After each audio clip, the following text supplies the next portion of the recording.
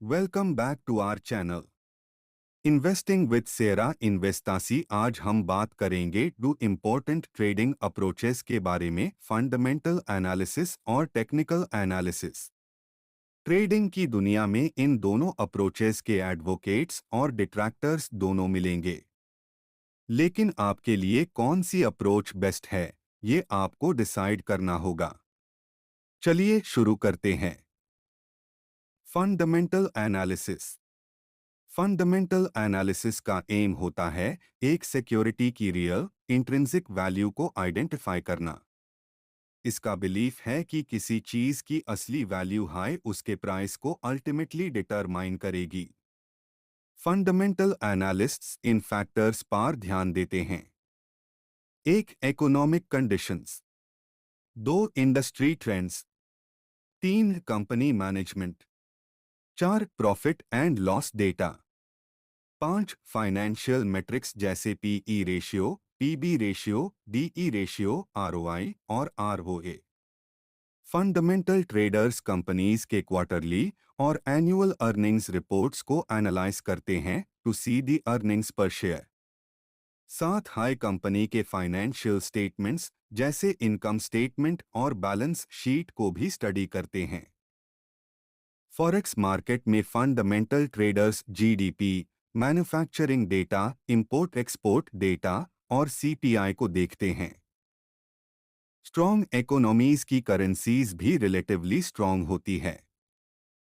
Fundamental analysis का एक drawback है कि ये टाइम कंज्यूमिंग होता है और सब इन्वेस्टर्स के लिए सूटेबल नहीं होता। Technical analysis.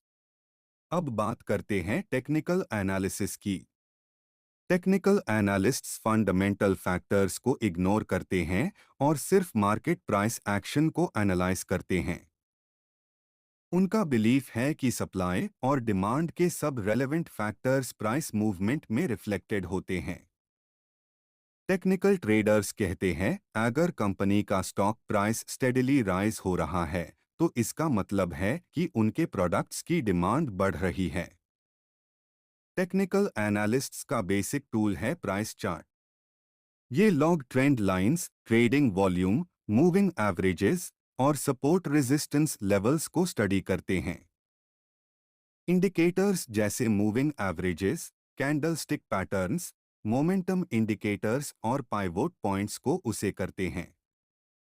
टेक्निकल एनालिसिस का स्ट्रेंथ और वीकनेस ये है कि इंडिकेटर्स की एंडलेस लिस्ट है।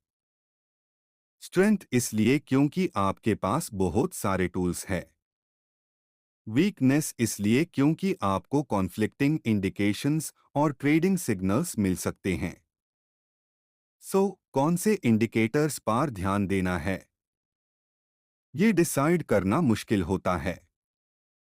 Which one two use.